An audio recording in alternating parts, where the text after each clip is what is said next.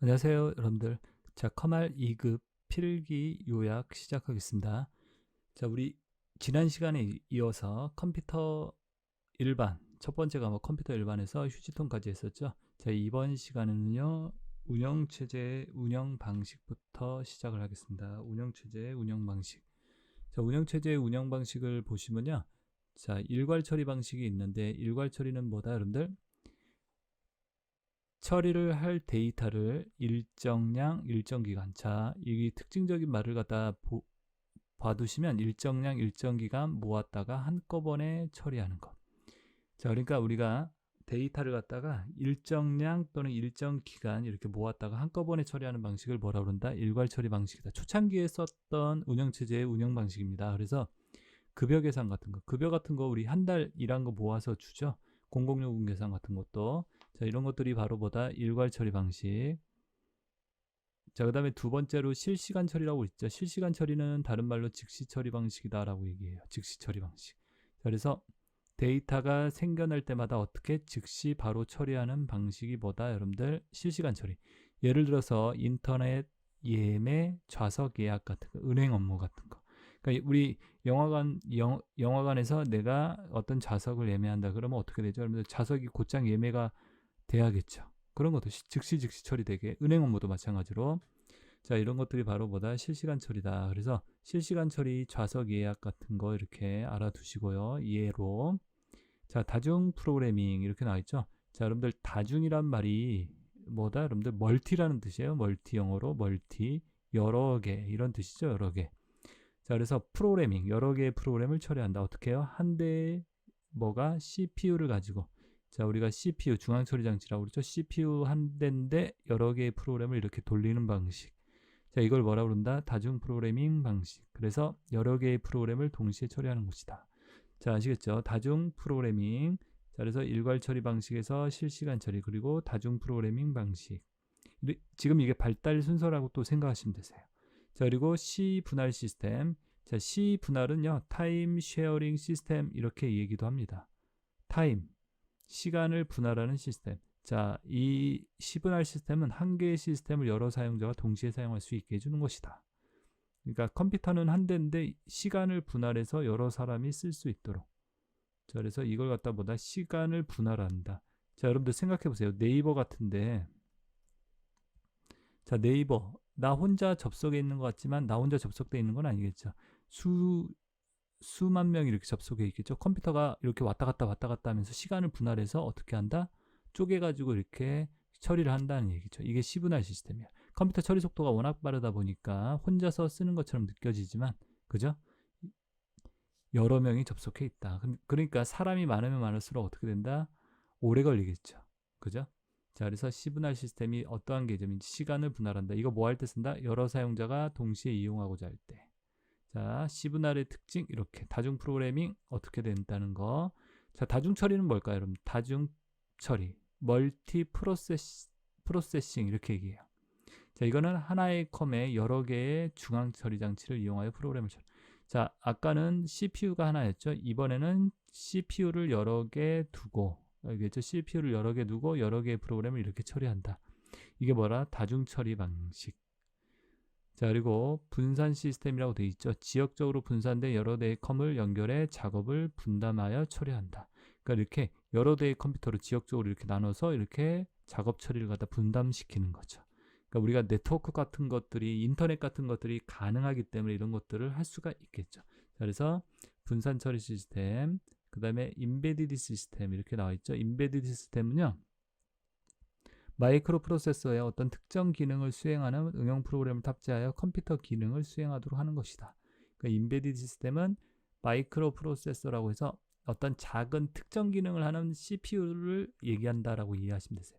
그러니까 예를 들어서 여러분들 밥솥 있죠. 요즘 밥솥에서 여러 가지 기능들이 있잖아요. 냉장고도 그렇고요. 그죠? 그 안에 어떤 CPU가 있겠죠. 그 기계를 작동시킬 수 있는 그러한 프로그램이 내장되어 있겠죠. 자, 그래서 어떤 특정한 기능을 수행하도록, 컴퓨터 기능을 수행할 수 있도록 해주는 그러한 시스템이 뭐다? 인베디드 시스템이다. 냉장고, 세탁기, 텔레비전에도 뭐 그러한 텔레비전 요즘 같은 경우는 여러 가지 기능을 할 수 있게 돼 있죠. 그런 것들 다 인베디드 시스템이 들어가 있다는 얘기예요. 자, 그래서 운영체제 운영 방식, 일괄 처리, 실시간 처리, 다중 프로그래밍, 시분할, 다중 처리, 분산 시스템, 임베디드 시스템. 자, 그래서 이게 이제 어떻게 됐다? 처리 과정이 이렇게 발달이 되었다. 일괄 처리 방식에서 실시간 처리로 다중 프로그래밍, 그 다음에 시분할 시스템, 다중 처리, 분산 시스템. 자, 그래서 요 일괄 처리나 실시간 처리는 옛날에는 좀 나왔던 건데 지금은 별로 나오지는 않습니다. 다중 프로그래밍까지 옛날에 나왔다는 방식이고, 요 근래에는 요 정도 내용에 대해서 시분할, 그 다음에 다중 처리가 뭐냐, 분산 시스템이 뭐냐, 임베디드 시스템이 뭐냐, 이렇게. 그리고 여러분들이 요 순서 같은 것 좀 기억해 두세요. 일괄, 실시간, 다중 프로그래밍, 시분할, 다중 처리, 분산 시스템, 이렇게. 아시겠죠, 여러분들? 자, 그래서 운영체제 운영 방식 이렇게 알아봤고요. 자, 윈도우에서 에어로피크라는 용어가 있는데, 에어로피크가 뭐냐, 모든 창을 최소화할 필요 없이 바탕화면을 빠르게 미리 보거나 작업 표시들에 해당 아이콘을 가리켜서 열린 창을 갖다가 뭐한다? 미리 볼 수 있게 해주는 걸 갖다가 뭐라고 그런다? 에어로피크 기능이다. 우리 작업 표시줄이 이렇게 있죠, 밑에. 그래서 창들을 갖다 이렇게 창을 갖다 여러 개 띄우면 이렇게 한 개로 이렇게 아이콘도 표시되죠. 여기 갖다 대면요, 그 창들이 이렇게 나오는 거예요. 미리 보기 할 수 있도록. 자, 그런 것들 에어로피크 기능 또는 바탕화면을 갖다가 어떻게 빠르게 미리 보거나 미리 볼 수 있게 해주는 기능, 모든 창을 최소화할 필요 없이. 자, 그래서 우리 작업 표시줄의 오른쪽 끝에 보면요, 이렇게 오른쪽 끝에 보면 이렇게 하나의 막대가 있는데 그게 에어로피크예요. 이거 딱 누르면요, 창들이 다 닫히고 바탕화면 보이게 해주는 거예요. 자, 그래서 에어로피크다 그러면 바탕화면을 빠르게 본다, 이렇게. 또 해당 아이콘을 갖다 열린 창을 미리 볼 수 있게 해준다, 이렇게 그냥 간단하게 정리하시고 넘어가세요. 자, 그 다음에 운영체제, 컴퓨터 운영체제 주요 기능들 나와 있죠. 자, 운영체제가 하는 주요 기능은 어떠한 기능을 갖는지, 자원의 효율적인 관리를 위한 자원의 스케줄링을 제공한다. 자, 스케줄링 제공. 자, 우리 연예인들도 스케줄 관리를 잘해야죠. 이 스케줄 끝나면 너 이거 해야 돼, 이거 해야 돼. 그죠? 매니저가 그렇게 해주죠. 운영체제가 매니저예요, 한마디로. 이 작업 끝나면 너 이 작업 해야 돼, 이렇게. 효율적으로 작업 처리를 할 수 있도록 스케줄링을 제공한다. 사용자와 시스템과 사용자의 어떤 편리한 인터페이스를 제공한다. 인터페이스, 접속. 그러니까 사용자가 컴퓨터를 갖다 쉽게 사용할 수 있도록 어떤 인터페이스를 제공하는 게 누가 한다? 운영체제가 한다. 데이터 자원을 갖다가 데이터 및 자원 공유의 기능을 제공한다. 자원이라는 것은 뭐 다른 뜻이 아니에요. 컴퓨터에서 프로그램에서 사용되는 이런 데이터들을, 모든 데이터들을 자원이라고 얘기해요. 그러니까 이런 자원의 공유를, 이 데이터들을 여러 프로그램에 쓸 수 있도록 그러한 공유 기능을 제공한다. 자, 그래서 운영체제의 주요 기능, 스케줄링, 인터페이스, 자원 공유 기능, 이렇게 이해하시면 되겠죠. 자, 그리고 윈도우즈 사용자 계정이라고 있습니다. 자, 윈도우즈에서 사용자 계정. 여러분들 계정이라는 말을 많이 들어봤죠. 계정은 뭐다, 여러분들? 아이디하고 비밀번호를 만들어 놓는 거. 그걸 갖다 우리가 계정을 만든다라고 얘기하죠. 자, 그러니까 어떠한 시스템의 계정을 만든다 그러면 아이디하고 비밀번호를 만드는 거예요, 간단하게. 자, 그래서 계정에는 두 가지가 있습니다. 윈도우의 계정에 관리자 계정과 표준 사용자 계정으로 구분이 된다. 자, 그래서 관리자 계정은요, 사용자는 다른 계정의 컴퓨터 사용 시간을 제어할 수 있고, 관리자, 자, 네이버가 있다, 다음이 있다. 그럼 그 다음 네이버를 관리하는 관리자가 있겠죠. 그런 사람들은 뭐를 할 수 있다? 다른 계정의 컴퓨터 사용 시간을 제어할 수 있다. 그렇겠죠, 이 관리자가. 이 사람 하루에 10시간만 써. 그죠? 그 요즘 부모들이, 그죠? 아이들 컴퓨터 뭐 시간 같은 거 제어할 수 있죠. 얼마만큼 써라. 뭐 핸드폰도 그런 거예요, 관리자 계정이. 자, 그리고 다른 계정의 계정 유형과 계정 이름 암호를 변경할 수 있다. 자, 이 관리자 계정은요, 다른 계정들의 계정 유형, 계정의 이름 암호를 변경할 수 있다. 자, 관리자 계정이 할 수 있는 일, 이렇게. 아까 제가 예를 말씀드렸죠. 부모라고 생각하면 돼요. 부모가 이렇게 아이들 시간 같은 거 제어할 수 있고, 이름이나 암호 같은 것도 변경할 수 있게. 자, 그게 관리자 계정. 그 다음에 이제 표준 사용자 계정. 내가 네이버에 접속한다. 그럼 나는 표준 사용자 계정이겠죠. 자, 그래서 표준 계정은 컴퓨터 보안에 영향을 줄 수 있는 설정을 변경할 수는 없다. 그죠? 함부로 컴퓨터 보안에 영향을 줄 수 있는 설정을 변경할 수 있다, 없다? 없습니다. 자, 그리고 사용자는 컴퓨터에 설치된 대부분의 프로그램을 사용할 수 있고, 그러니까 표준 계정 이것 뜻하는 말이에요. 네이버에 들어가서 내가 거기에 사용되는 프로그램을 사용할 수 있고 자신의 계정에 대한 암호 등을 설정할 수 있다. 자신의 거 암호 설정은 가능하겠죠. 자, 그래서 이렇게 계정의 관리자 계정과 사용자 계정이 있고 이렇게 이런 작업을 할 수 있다라고 한번 구분을 시켜 놓으시고요. 자, 그 다음에는 여러분들 시스템 도구라고 나와 있습니다. 자, 시험 문제에서 옛날부터 시험 문제에서 잘 나오는 부분은 이 시스템 도구는 시험의 무척이나 옛날부터 잘 나왔던 부분이에요. 자, 그래서 이 세 가지를 갖다 구분을 해 놓으셔야 돼요. 확실하게. 아시겠죠? 자, 그래서 디스크 조각 모음이라고 되어 있는데 디스크 조각 모음, 우리가 디스크가 이렇게 있어요. 디스크를 원판이라고 그러죠. 자, 여기 안에 데이터를 저장하는데 데이터를 어떻게? 이렇게 비어있는 곳이 있으면요. 그냥 이렇게 마구잡이로 넣어요. 자, 이걸 뭐라고 그런다? 단편화됐다라고 얘기해요. 단편화, 흩어져 있는 거. 자, 디스크 조각 모음은 이렇게 흩어져 있는 데이터를 어떻게 여러분들 이 조각들을 갖다 이렇게 한 곳에 모아두는 걸 뭐라고 그런다? 디스크 조각 모음이라고 해요. 자, 여러분들 디스크 조각 모음을 왜 한다? 그러면 이렇게 흩어져 있는 데이터를 찾을 때 빠를까요? 요렇게 모아져 있으면 빠를까? 이렇게 모아져 있는 게 데이터를 갖다 빨리 찾을 수 있겠죠.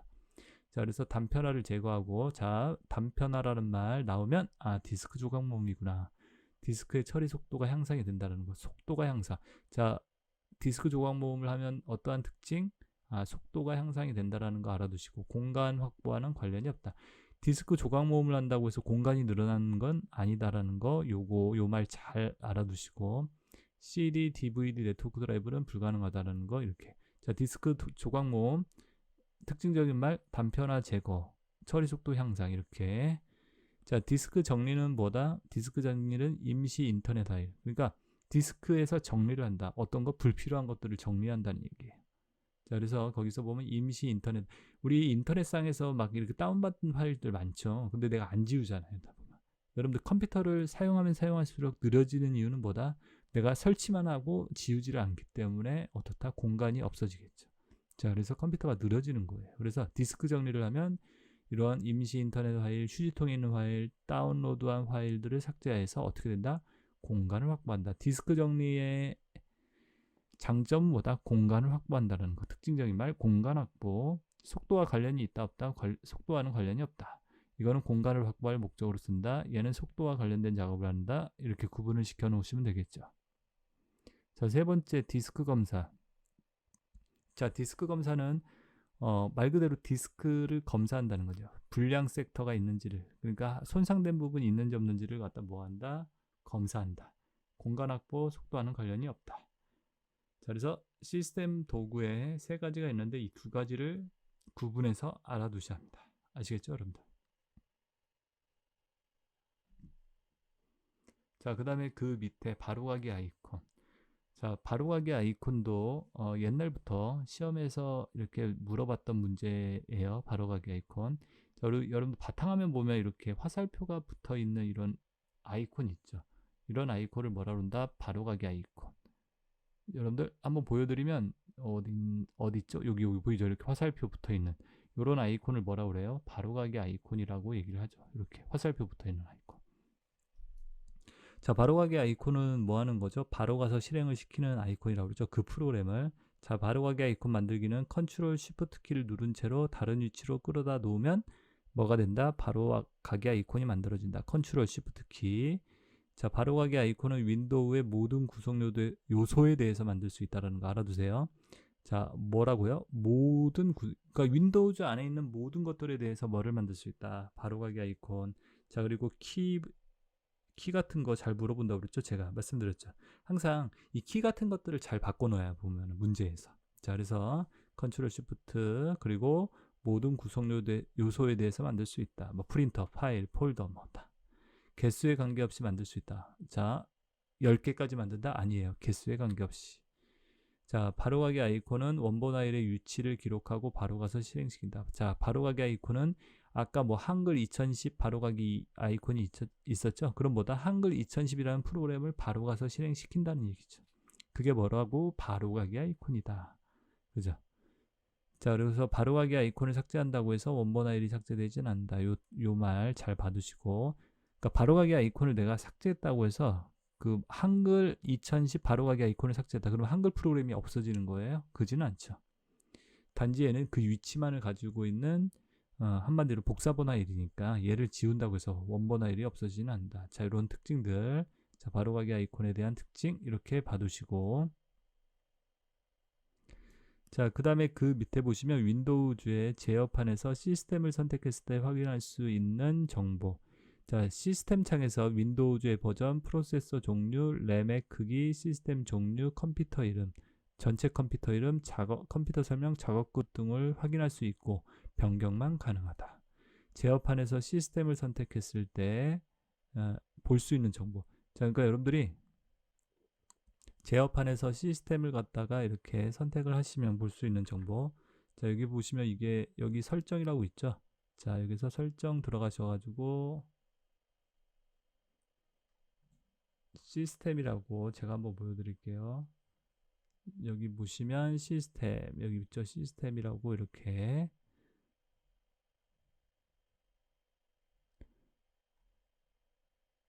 시스템의 정보 이렇게 보이시죠? 이 시스템의 정보에서 이렇게 뭐 컴퓨터 이름 뭐 이렇게 나와 있죠? 자, 여러분들이 또 빠르게 보는 방법은요. 이 바탕화면에 여러분들 컴퓨터 있죠? 바탕화면에 보시면요. 바탕화면에 컴퓨터가 어디 있죠? 내 PC라고 있죠? 내 PC 또는 내 컴퓨터라고 요거 오른쪽 속성 이렇게 가시면 속성 창이 이렇게 뜨죠? 여기 보이시죠? 이러한 것들 컴퓨터에 대한 기본 정보를 볼 수 있다는 거죠. 그러니까 컴퓨터에서 내 PC에서 오른쪽 버튼 눌러서 속성 들어가시면 이렇게 나온다는 거죠. 윈도우 10이다 프로 뭐 이렇게 돼 있고 프로세서 어떻게 돼 있고 메모리 얼마 시스템 종류 64비트짜리다 뭐 이렇게 보이죠. 컴퓨터 이름 전체 컴퓨터 이름 컴퓨터 설명 작업 그룹 이렇게 인증 여부 그죠. 자, 이런 것들이 표시가 된다라는 거 아시겠죠 여러분들. 와, 이런 것들이 표시가 되는 시스템에 대한 거 컴퓨터 이름 그룹 작업 그룹 정품 인증 이런 것들이 윈도우 버전 이런 것들이 확인이 된다라는 거. 자, 그래서 여러분들이 그 부분에 대해서 이렇게 알아두시고요. 자, 그래서 이런 것들 윈도우 같은 경우는 여러분들이 한번 띄워서 보시는 게 가장 어떻다 머릿속에 오래 남아요. 이거 외우려고 하면 좀 힘들겠죠. 그러니까 윈도우에서 제어판 같은 경우 여러분들이 직접 어떻게 한다 들어가셔가지고 한번 눌러서 확인을 하세요. 그게 가장 좋습니다. 자, 그래서 시스템에서 제어판의 시스템의 윈도우즈 버전 같은 거 확인할 수 있다. 프로세서 CPU 종류, 램의 크기, 시스템 종류, 컴퓨터 이름, 전체 컴퓨터 이름, 그죠? 작업 그룹 이런 거 확인할 수 있다. 알겠죠? 자, 프린터 있죠. 프린터는 보시면 기본 프린터 이렇게 나와 있는데 우리 프린터 중에 기본 프린터가 있는데 인쇄를 수행하는 프린터. 자, 인쇄를 수행하는 프린터를 뭐라고 그런다? 기본 프린터라고 얘기한다. 자, 프린터 부분도 옛날부터 시험에 나왔던 부분이에요.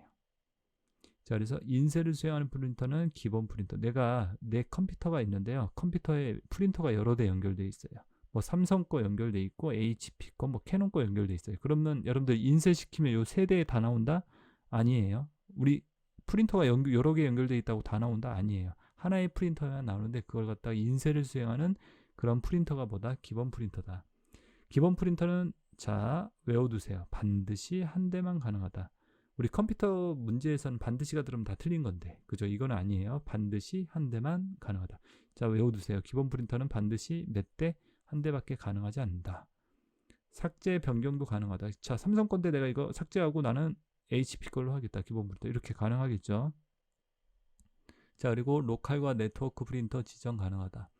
자, 그러니까 프린터는 기본 프린터는요 로컬 프린터 또는 네트워크 프린터로 지정 가능하다. 로컬 프린터나 네트워크 프린터가 지정이 가능하다. 로컬이 뭐다? 내 컴퓨터에 직접 연결되어 있는 프린터를 로컬 프린터라고 그래요. 네트워크는요 네트워크 뭐죠? 다른 사람의 컴퓨터에 연결되어 있는 프린터. 그러니까 이렇게 네트워크가 뭐죠? 컴퓨터를 서로 인터넷이 네트워크잖아요. 그죠? 자, 그래서 다른 사람의 컴퓨터에 연결된 프린터를 쓸 수도 있어요. 왜? 선으로 연결되어 있기 때문에. 그런 게 바로 뭐다? 네트워크. 그래서 기본 프린터는 로컬이나 네트워크 프린터도 뭐다? 기본 프린터로 설정이 됩니다. 아시겠죠? 근데 로컬과 네트워크 중에 하나밖에 안 돼요. 로컬 하나, 뭐 네트워크 하나 그렇게 된다, 안 된다? 안 된다. 반드시 한 대밖에 안 되기 때문에. 자, 그래서 기본 프린터에 대한 내용 이렇게 봐두시고, 자, 그리고 인쇄 중인 작업은 취소 및 일시 중지가 가능하다. 자, 인쇄 중인 이 작업에 대해서 뭐 한다? 취소할 수 있어요. 그래서 일시 중지 가능하고요. 문서 편집, 프린터 종류 변경, 인쇄 매수 지정은 불가. 그러니까 문서를 편집한다. 인쇄 중인데 문서 막 수정하고 그래요? 그거 안 돼요. 프린터 종류 변경하고 삼성 프린터로 하고 있는데 막 HP로 안 된다는 거. 인쇄 매수 지정 등. 인쇄 매수를 막 프린터하고 있는데 나는 10장인데 막 20장을 바꾼다. 그런 거 안 된다는 얘기죠. 아시겠죠? 자, 그리고 시스템 속성 같은 경우 아까 제가 설명을 드렸죠, 여러분들. 그 부분에 대한 설명들, 윈도우 버전 같은 거 표시하고, 자, 인증 받았는지, 서비스 팩, 뭐 컴퓨터 이름 이런 것도 확인할 수 있다라고 이렇게 정리를 해 놓으시고, 자, 그리고 이제 컴퓨터 일반 이렇게 나와 있죠. 자, 이 부분까지는 윈도우에 대한 설명이었고요. 자, 그다음에 이제 컴퓨터 일반 부분. 자, 컴퓨터 일반에서는 CPU가 나와 있습니다. CPU를 뭐라고 부른다? 중앙 처리 장치. 자, CPU가 뭐라고요? 중앙 처리 장치. 우리 뭐 컴퓨터 사면 내 컴퓨터가 i5다, 뭐 i3 막 그러죠. 그렇게 말하는 것들이 바로 뭐다? CPU예요. 우리 자동차로 따지면 자동차의 엔진 같은 거겠죠, 여러분들. 자동차의 엔진 같은 걸 갖다 뭐라고 부른다? 바로 CPU라고 얘기하는 거예요. 그러니까 가장 중요한 거겠죠. 가장 중요한 거. CPU가. 자, 그래서 자, 여러분들 CPU를 갖다가 제가 한번 보여드릴게요. CPU를 갖다가 어떤 건지 한번 여러분들이 눈으로 보시면 이해하기가 훨씬 편하겠죠. 자, 여기 보이시죠? CPU 이렇게 생겼어요. 여기 보이세요? i7. 우리 노트북 같은 거 뭐 컴퓨터 살 때 그러잖아. i5도 내 거 i7이다 뭐 이렇게. 인텔 펜티엄 뭐 i7 뭐 보이시죠? 이렇게 생겼어요. CPU. 얘가 이제 보다 중앙 처리 장치라고 그러는 거예요. 그러니까 얘가 하는 역할이 보다 엔진, 사람의 머리예요. 한마디로. 알겠죠? 자, 그래서 CPU의 구성, 이제 CPU에 대한 구성, CPU는 여러분들이 기본적으로 알고 있어야겠죠? CPU가 뭔지. 자, 그래서 CPU 안에 레지스터라는 게 있는데, 레지스터가 뭐다? 여러분들 CPU에서 임시기억 장치. 그러니까 우리 CPU 안에 데이터가 들어온다. 그러면 그걸 저장하는 공간이 있어야 하는데, 그걸 뭐라 부른다? 레지스터라고 얘기해요. 자, CPU에서 레지스터가 뭔지, CPU 안에 있는 임시기억 장치. 레지스터 종류가 많습니다. 뒤에 가서 또 나올 거예요. 자, 거기서 제어 장치가 있다. CPU에서 제어 장치가 있는데 CU 여러분 많이 들어봤네. 편의점 이름이죠. 이게 CU 제어 장치. 제어 장치는 뭐 하는 거다, 여러분들? 지시 감독하는 장치. 그러니까 CPU에서 제어 장치가 있는데 제어 장치가 뭐다? 지시하고 감독. 우리 제어라는 말이 뭐죠? 관리하고 감독하고 지시 내리는 걸 갖다가 제어한다라고 얘기하죠. 제어 장치가 그런 역할을 하는 거예요. 자, 그리고 지시하고 감독하는 장치, 부호기, 해독기, 프로그램 카운터가 있다. 이렇게 나와 있죠. 그러니까 부호기, 디지털 신호로 바꾸는 거예요. 자, 부호기가 이제 여러분들 디지털 신호를 만들어 주는 거고, 해독기는 여러분들 우리가 어떤 명령을 입력하잖아요. 얘가 해독을 해주는 거예요. 해독기가 뭘로? 0과 1로 이렇게 0과 1로 10 뭐 이렇게 이진수로 바꿔주는. 그다음에 프로그램 카운터라는 건 레지스터의 종류예요. 그래서 다음에 실행할 명령어의 주소를 기억하는 레지스터다. 자, 이제 이게 뒤에 가서 따로 레지스터에 대해서 나올 텐데, 여러분들 지금 명령 레지스터 이렇게 구성이 되어 있다고 그랬죠? 자, 여기서 이거 레지스터에서 여러분들 이 프로그램 카운터 있죠? 우리 제어 장치의 구성 요소, 부호기, 해독기, 프로그램 카운터 이렇게 있다라는 거. 그리고 프로그램 카운터라는 거 있죠? 프로그램 카운터라는 거 좀 외워두셔야 돼요. 프로그램 카운터. 영어로 PC라고 그래요. 프로그램 카운터. 자, 프로그램 카운터는 다음에 수행할 명령어의 주소를 기억한다. 다음에 수행할 명령어의 주소를 명령어의 주소를 기억하는 게 프로그램 카운터. 알겠죠? 그러니까 이 명령어 끝나고 다음에 어떤 명령어 수행할지 그 명령어의 주소를 기억하는 게 누구라고요? 프로그램 카운터. 알겠죠? 자, 다음에 수행할 이런 말이 나오면 뭐라고요? 프로그램 카운터. 자, 특징적인 말 제가 찝어드릴게요. 다음에 수행할. 알겠죠? 다음에 수행할. 이 명령 끝나고 다음에 수행할 거 그거 기억하는 게 누구라고? 프로그램 카운터. 부호기, 해독기 이런 게 제어 장치 안에 있구나. 그 다음에 레지스터는 뭐다? CPU 안에 구성 장치에서 레지스터 제어 장치. 그죠? 자, 그 다음 페이지 한번 볼게요.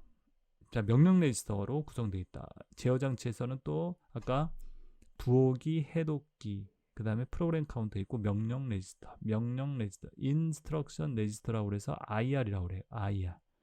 자, 명령 레지스터. 명령 레지스터는 뭐냐면 현재 수행 중인 명령어를 기억한다. 현재 수행 중인. 현재 실행하고 있는 명령어 있죠. 그걸 갖다 기억하는 레지스터예요. 그게 누구라고요? 명령 레지스터. 자, 프로그램 카운터 명령 레지스터. 기억하세요. 제어 장치에 있는 레지스터입니다. 자, 그리고 연산 장치 ALU라고 그래요. Arithmetic Logic Unit 이렇게.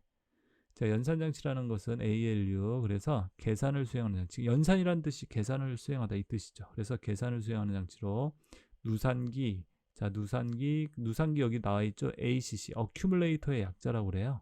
ACC라고 그러는데 연산의 결과값을 저장하는 레지스터. 그러니까 3 더하기 4가 얼마냐? 그럼 7이죠. 요 결과값, 이거 저장하는 레지스터예요. 알겠죠? 그게 누산기라고. 누산기 시험에 잘 나옵니다.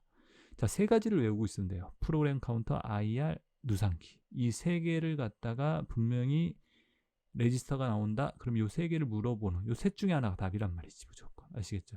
연산의 결과값, 그럼 누산기. 연산 장치와 관련된 레지스터, 누산기. 그 다음에 또 뭐가 있다? 가상기가 있어요. 덧셈하는 장치, 보수기, 뺄셈하는 장치, 상태 레지스터, 데이터 레지스터. 이런 것들이 연산 장치에 있는 레지스터들이구나. 이렇게 종류만 봐두시면 되겠고. 자, 아시겠죠, 여러분들? 레지스터는 제가 말씀드렸듯이 세 개가 중요합니다. 그리고 CPU는 어떻게 구성되어 있다? 레지스터, 제어 장치, 연산 장치. 이렇게. 자, 그래서 이 부분까지 여러분들이 알아두시면 되겠습니다. 자, 그래서 이번 시간에는 여기 CPU까지 설명을 하겠습니다. 자, 오늘 설명드린 내용 중에서 중요한 부분 많습니다. 아까 윈도우 부분 있었죠? 운영체제에 대해서 운영체제 아까 운영 방식이 있었고, 그 다음에 여기 CPU 있었죠? 자, 이런 부분들 여러분들이 시험에 잘 나오는 부분이니까 꼭 기억할 수 있도록 해주시고, 제가 항상 말씀드렸죠? 특징적인 용어들 가지고 답을 찾아내면 된다라고. 자, 여러분들 수업 받느라 수고들 많이 하셨습니다. 수고하셨습니다.